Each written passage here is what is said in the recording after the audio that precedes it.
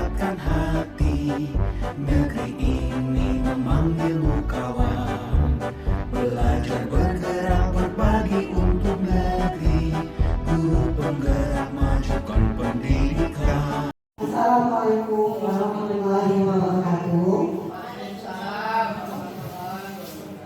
Selamat pagi ibu-ibu, guru SD Negeri 05 Dasar tadi. Pertama-tama saya ucapkan terima kasih kepada Ibu Kepala Sekolah yang hari ini tidak hadir, yang sudah memberikan saya kesempatan untuk mengimplementasikan tentang pembelajaran sosial emosional dan pembelajaran diferensiasi hari ini, beserta rekan-rekan guru yang mensupport jalannya calon guru penggerak angkatan 8 saya ini. Baiklah, untuk tidak memperpanjang waktu, di sini saya akan mengimplementasikan kepada rekan-rekan semuanya tentang apa yang sudah kami dapati di calon guru penggerak atau pendidikan guru penggerak angkatan 8. Di sini ada pembelajaran sosial emosional atau PSE dan pembelajaran berdiferensiasi. Itu pembelajaran kami terletak di modul 2.1 dan 2.2. Nah, di pembelajaran berdiferensiasi mungkin teman-teman sudah sudah pernah mendengar pembelajaran berdiferensiasi karena di kurikulum Merdeka itu sudah ada. Mungkin yang masih asing di telinga teman-teman seluruhnya itu pembelajaran sosial emosional atau PSE. Nah, mari kita lihat apa itu pembelajaran sosial emosional atau PSE. Nah, pembelajaran sosial emosional itu merupakan suatu metode yang membantu siswa untuk mengembangkan pengetahuan, sikap, dan keterampilannya dalam mengelola emosi, membangun hubungan yang sehat, menetapkan tujuan, mengambil keputusan dalam hidupnya. Nah, apa tujuan kita melakukan pembelajaran sosial emosional di sekolah atau di kelas kita? Gunanya kawan-kawan atau Bapak Ibu mengurangi stres dan tekanan yang dialami dalam proses belajar. Jadi baik kita guru maupun siswa terhadap tekanan sekolah atau belajar kita terkadang ada mengalami stres, sehingga kita perlu pembelajaran sosial emosional ini. Nah, mengapa perlu tadi menerapkan PSE? Saya singkat dengan PSE, pembelajaran sosial emosional dalam kelas, karena dia sangat dekat sekali dengan kesejahteraan siswa. Ya, siswa yang sejahtera dan bahagia.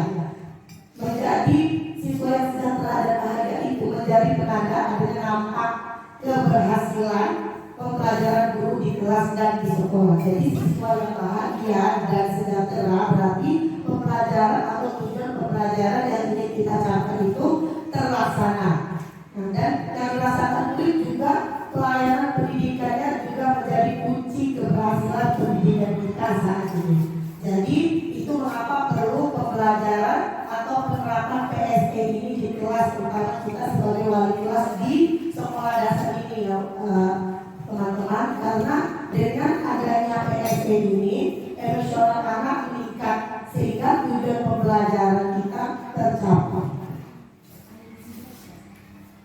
Ini juga pentingnya PSE. Yang pertama, peningkatan kompetensi sosial emosional. Yang kedua, terciptanya lingkungan belajar yang lebih positif. Yang ketiga, peningkatan sikap positif dan toleransi siswa terhadap dirinya dan orang lain dan lingkungan sekolah lebih meningkat. Juga PSE di kelas terbukti dapat menghasilkan pencapaian akademik yang lebih baik. Kalau anak yang sosial emosionalnya bagus, kemungkinan atau lebih bagus lagi pencapaian pembelajaran akademiknya.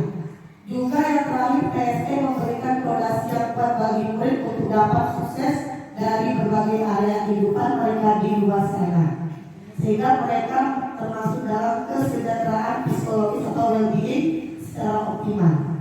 Nah, di sini ada 5 kompetensi sosial emosional yang bisa kita terapkan di kita sebagai guru maupun di siswa. Yang pertama itu kesadaran diri, yang kedua manajemen diri, yang ketiga kesadaran sosial, keempat keterampilan relasi, yang kelima pengambilan keputusan yang bertanggung jawab.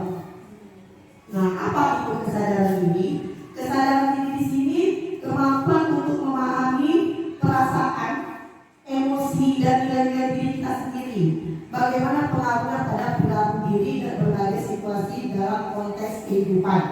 Nah, itu biasanya bisa juga kita di awal pembelajaran untuk menumbuhkan kesadaran diri siswa, kita melakukan papan emosi.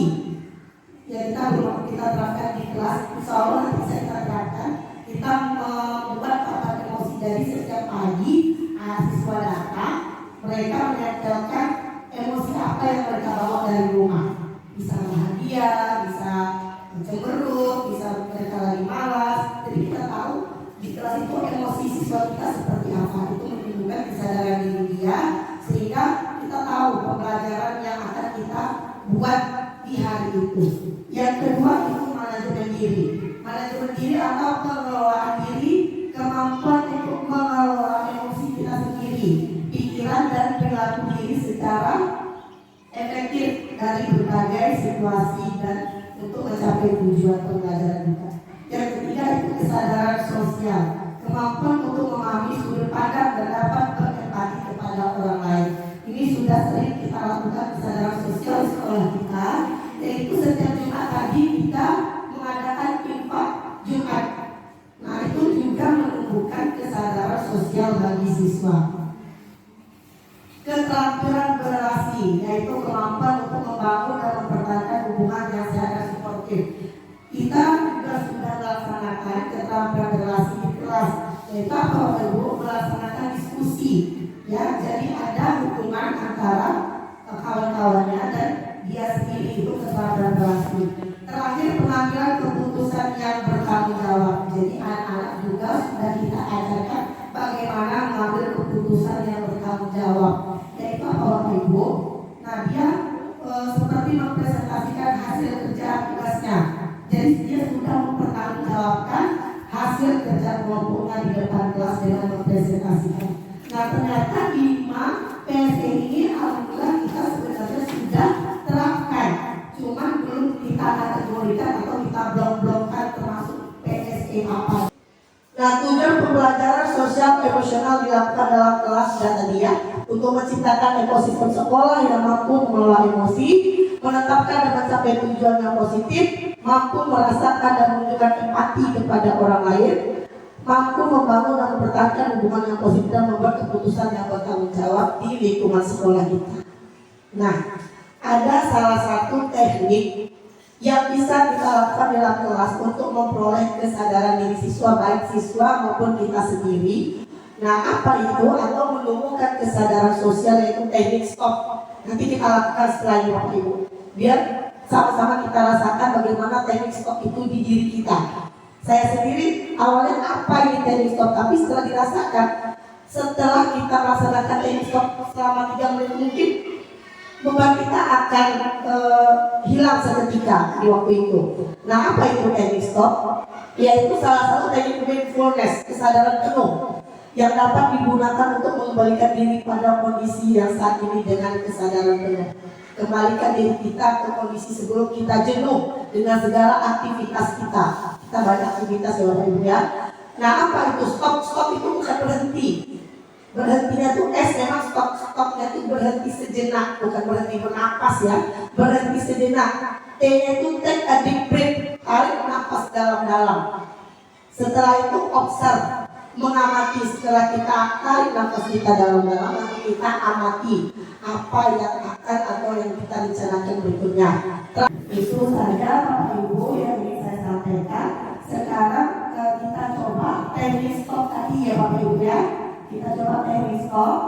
Saya berikan musiknya dulu.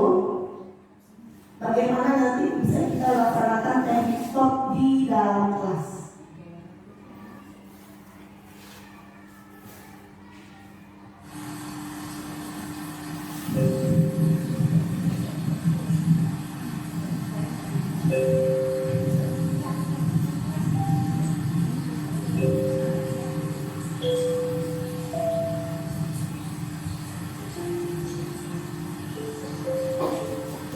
Bapak Ibu, Ibu-ibu sekalian, silakan Bapak Ibu hentikan semua kegiatannya terlebih dahulu Bapak Ibu. Saya minta waktunya 3 menit saja. Hentikan memakai laptop, memakai HP. Saya minta waktunya 3 menit aja untuk melaksanakan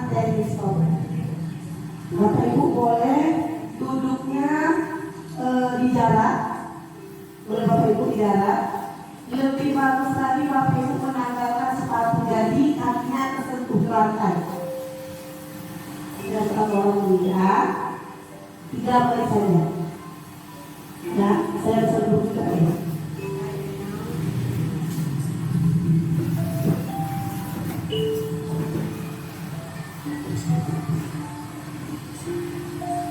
Silakan Bapak Ibu duduk senyaman mungkin yang Bapak Ibu rasakan. Boleh Bapak Ibu menggeser posisi duduknya agar lebih nyaman, bersandar, jangan membungkuk, tetap tegak, kedua bahu tetap rileks. Rasakan kursi yang menopang tubuh Bapak Ibu. Rasakan telapak kaki berkumpul pada lantai. Hilangkan semua kegiatan atau ada yang di pikiran Bapak Ibu. Kita lakukan teknik stop 3 menit terlebih dahulu. 3 menit dulu. Boleh Bapak Ibu pejamkan mata serileks mungkin. Pejamkan mata serileks mungkin. Kalau matanya kepejam pikirannya jauh, masukkan lagi pikirannya ke dalam. Relax. Ambil nafas. Masuk. Keluarkan. Terus lakukan itu. Bernafaslah seperti biasa. Saat bernapas, rasakan udara masuk dan keluar melalui lubang hidung. Rasakan abdomen atau perut Bapak Ibu naik saat bernapas. Mari bernapas lebih pelan dan dalam. Rasakan perut yang mengembang dan mengunci saat bernapas.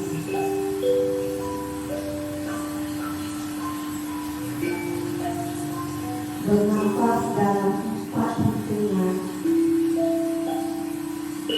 Menghembuskan juga kembali dalam 4 hitungan juga.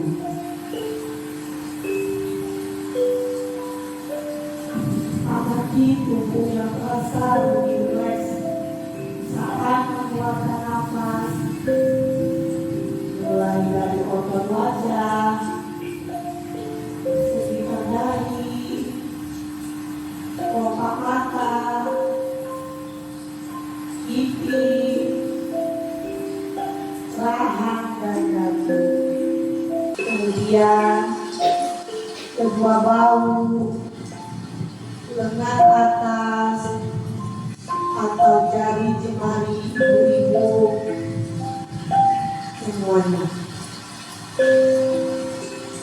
Ambil nafas lebih tenang dan ulang lagi.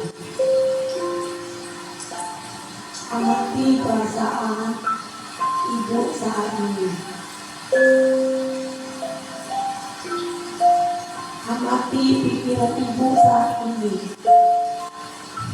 Apakah yang ibu pikirkan saat ini? Apakah pilihan yang akan ibu lakukan setelah ini? Amati lagi pikiran ibu saat ini. Apa yang akan ibu lakukan? Baik, kita akhiri dengan satu kali nafas yang panjang dan perlahan. Silakan lanjutkan kembali kegiatan dengan membawa perasaan yang lebih tenang, pikiran yang lebih fokus dan tubuh yang rileks. Bisa Bapak Ibu membuka matanya kembali. Demikianlah Bapak Ibu telah klarifikasi atau pemaparan tentang pembelajaran sosial emosional dan pembelajaran diferensiasi saya. Terima kasih atas kerjasama ibu-ibu di SDNP Norimalas Bali. Saya sudahi dengan Assalamualaikum warahmatullahi wabarakatuh.